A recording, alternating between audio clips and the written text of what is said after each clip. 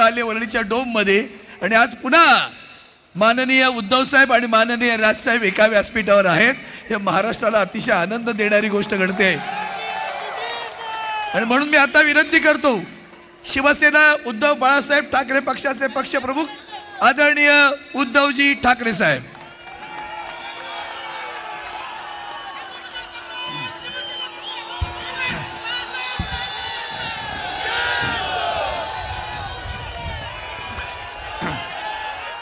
व्यासपीठावरील सर्वच मान्यवर आणि तुमचं वर्णन काय करायचं, जमलेल्या माझ्या तमाम जागरूक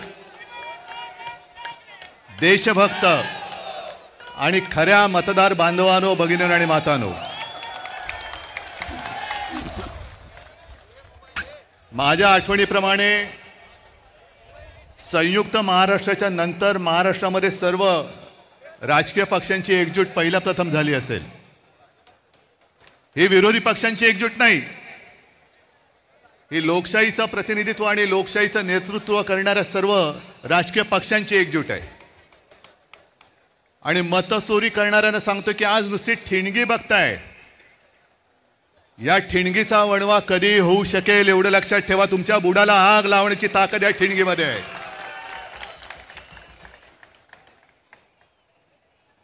मध्यंतरी एक मी शब्द वापरला तो गाजला. कोणता शब्द तुम्हाला कळेल? शोलेमध्ये एक डायलॉग आहे, दूर गांव में जब आधी रात बच्चा रोता है तो माँ कहती है सो जा नहीं तो. तसं आज तुम्हाला सांगतोय की आता जागे झाल्यात, जागे राहा, नाहीतर ॲनाकोंडा आ जाएगा.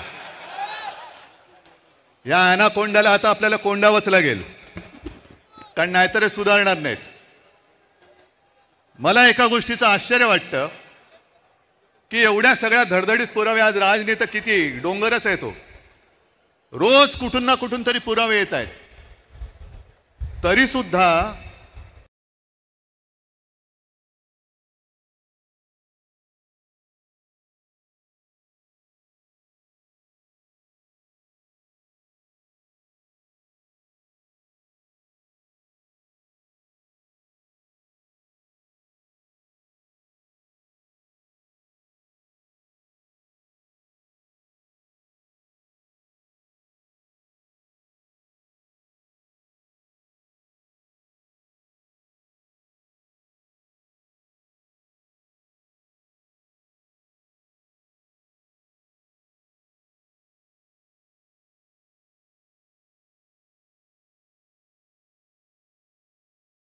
आपले राज्यकर्ते आणि निवडणूक आयोग लोकसभेच्या विपक्षाने म्हणजे आपण कोणत्या मतदारसंघात कसा लाभ घेतलेला आहे याचा पर्दाफाश मी करेन. मी मुख्यमंत्र्यांना तुमच्या सगळ्यांच्या साक्षीने आव्हान देतो आहे की तुम्ही आमचा पर्दाफाश कराच, करूनच टाका एकदा. काय ते दूध का दूध, पाणी का पाणी. पण जेव्हा मुख्यमंत्री असं बोलतायत याचा अर्थ मुख्यमंत्र्यांनी सुद्धा ते मान्य केलंय की मतचोरी झालेली आहे, मतचोरी होते आहे. आज मला अभिमान आहे एका गोष्टीचा. आपण दरवेळेला असं म्हणतो की महाराष्ट्र देशाला दिशा दाखवतोय. आज संपूर्ण महाराष्ट्र आपल्या रूपामध्ये एकवटलेला आहे आणि तो देशाला दिशा दाखवतोय. मी तुमच्या सगळ्यांवरती आता एक जबाबदारी टाकतोय. तुम्ही सगळे आपण बाकीचे आपले पक्ष वगैरे बाजूला ठेवून एकवटलेलो आहोत. ज्या गोष्टी आता आम्ही करतो आहोत, शिवसेना, महाराष्ट्र नवनिर्माण सेना, राष्ट्रवादी काँग्रेस, कम्युनिस्ट, शेतकरी कामगार पक्ष सगळ्यांचे कार्यकर्ते करतायत, तसं मी सर्व मतदारांना आवाहन करतोय, राज्यातल्या नव्हे तर देशातल्या, की सगळ्या जणांनी आपापलं नाव आपल्या यादीत आहे की नाही हे पुन्हा जाऊन तपासा. आणि आपल्या घरामध्ये आपल्याला न दिसणारी, आपली परवानगी न घेतलेली माणसं राहतात की नाही हे सुद्धा तपासा. कारण जर शौचालयामध्ये 100 माणसं राहत असतील तर तुमच्या घरात किती राहू शकतात.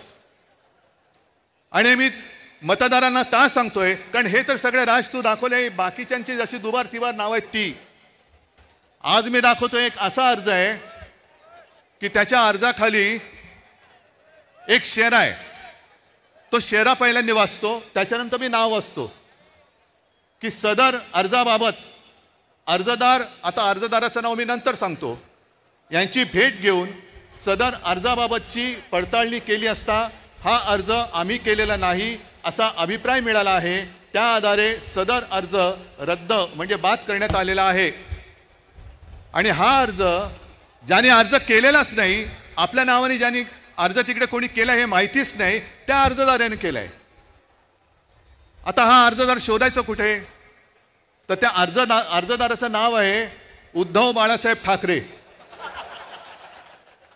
उद्धव बाळासाहेब ठाकरे या माणसाने हा व्हेरिफिकेशनचा अर्ज केलाय ऑनलाईन, जो उद्धव बाळासाहेब ठाकरेलाच माहिती नाही. त्याच्यावरती मोबाईल नंबर खोटा आहे. एक 2 दिवसापूर्वी मी बसलो होतो मातोश्रीमध्ये लोकांना भेटत. मला रवीने येऊन सांगितलं की निवडणूक आयोगाची माणसं आलेत. म्हटलं निवडणूक आयोगाची म्हणजे साधू संत येती घरा, तोची दिवाळी दसरा. आता दिवाळी झाली, दसरा झाला, हे कशाला आले? मग निवडणूक आली असणार. मग त्यांना बोलवलं, त्यांना विचारलं. सगळी मराठी माणसं, त्यांची काही दोष नाही, आमच्याच गव्हर्नमेंट कॉलनीमध्ये राहणारी. आणि म्हटलं बोला, काय हो, काय माहिती पाहिजे तुम्हाला? नाही तुम्ही सांगा. म्हटलं मी काय सांगू, मला काय माहिती तुम्हाला काय पाहिजे? नाही टेलिफोन नंबर बरोबर आहे का? म्हटलं टेलिफोन नंबर खोटा आहे. मग आणखीन काय तुम्हाला सांगायचं? म्हटलं मी कशाला, तुम्ही माझ्याकडे आलात, नाही तुम्ही अर्ज केलाय व्हेरिफिकेशनसाठी. मग मी अनिल परबना विचारलं, अनिल देसाईला विचारलं, सूरजला विचारलं, कोणी आपल्याकडनं अर्ज केलेला नाही. आणि विशेष म्हणजे हा अर्ज कधी केला गेलाय? 23/10/2025 म्हणजे कालच्या 23 तारखेला अर्ज केला गेलेला आहे. आणि कुठून केलाय? ते सक्षम नावाचं ॲप आहे. तर सक्षम नावाच्या ॲपवरनं हा प्रकार कशासाठी कोण करत होतं?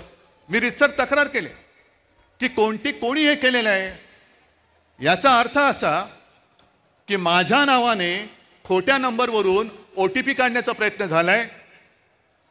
हे सगळं प्रकरण हॅक करण्याचा प्रयत्न झालाय.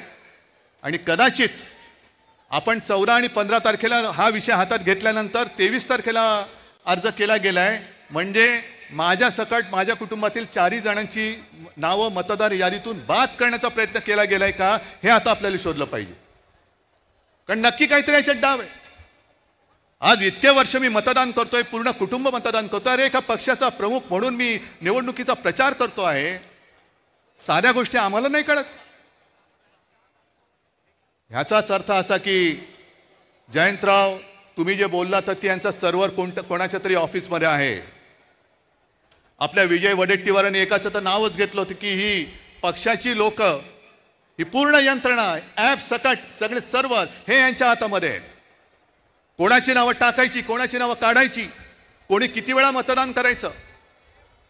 आमचं म्हणणं असं अजिबात नाही की आम्ही निवडणुका होऊच देणार नाही. आम्हाला निवडणुका पाहिजेत. आम्ही सुद्धा यांना एकदा लोकशाहीच्या मार्गाने ठोकायला आसुसलेले आहोतच. पण सदोष आणि चोरी करून तुम्ही जर का आधीच निकाल ठरवून निवडणुका घेणार असाल तर मग जनतेने ठरवायचे की निवडणुका होऊ द्यायचे की नाही. आम्ही नेतृत्व करतो. कोणासाठी करतो? जनतेसाठी करतो आहोत. आमच्यातले सगळे पक्षभेद मतभेद बाजूला ठेवून आम्ही या देशातली लोकशाही जिवंत ठेवण्यासाठी एकत्र आलेलो आहोत. हे केवळ मला काहीतरी व्हायचंय, यांना काहीतरी व्हायचंय एवढ्यासाठी नाही, तर या देशामध्ये आपल्या डोळ्यात देखत लोकशाहीचा खून होतो आहे. आणि खून करणारे आपल्या समोर दिमाखात त्या खुर्चीवर बसलेत आणि त्यांच्या चरणी घालीन लोटांगण आम्हाला आमच्या आई वडिलांनी शिकवलेलं नाही. एवढी लाचारी करणारी अवलाद या महाराष्ट्राने कधी बघितलेलं नाहीये. आणि म्हणूनच हे जे काय चाललेलं आहे हे नुसतं आम्ही येतोय, राज काहीतरी करतोय, मी काहीतरी करतोय, पवार साहेबांची राष्ट्रवादी आणि त्यांचे सगळे नेते करतायत, शेका पक्ष करते, काँग्रेस करते, एवढ्या पुरतं नाहीये. आजपासून तुम्ही सगळ्यांनी आणि प्रत्येक राज्यातल्या प्रत्येक नागरिकांनी ही जबाबदारी घेतली पाहिजे की मत चोर जिकडे दिसेल तिथल्या तिथे त्याला फटकावला पाहिजेच. लोकशाही मार्गाने फटकवा. आता लोकशाहीचा मार्ग तुम्हाला माहिती आहे. आम्हाला कायदा हातात घ्यायचा नाहीये, पण कायद्याचा खोटा दांडुका जर आमच्या डोक्यात मारणार असाल तर त्या दंडुक्याचं सुद्धा काय करायचं हा सुद्धा निर्णय घ्यायला ही महाराष्ट्रातली जनता सक्षम आहे. परत एकदा सांगतो, आज ही सगळी एकजूट झालेली आहे. ॲनाकोंडा तर बसलेलाच आहे. मी मागे सुद्धा तुम्हाला आवाहन केलेलं आहे की जसजशी निवडणूक येईल तस तशी यांची दडपशाही सुरू होईल. आम्ही प्रामाणिकपणाने कायदेशीर मार्ग अवलंबतो आहोतच. येत्या काही दिवसात हे सगळे पुरावे घेऊन आपण न्यायालयात जाणार आहोत. बघू न्यायालयामध्ये तरी आपल्याला न्याय मिळतो की नाही याची सुद्धा परीक्षा होईल. निवडणूक आयोग तर तिकडे लाचार झालेलाच आहे. शिवसेनेची केस तिकडे सर्वोच्च न्यायालयात 3-4 वर्ष सुरूच आहे. पण आता मात्र आम्हाला न्याय पाहिजे. सगळे साक्षी पुरावे दिल्यानंतर आम्हाला आता न्याय मिळाला पाहिजे. आणि जर का त्या न्यायालयात न्याय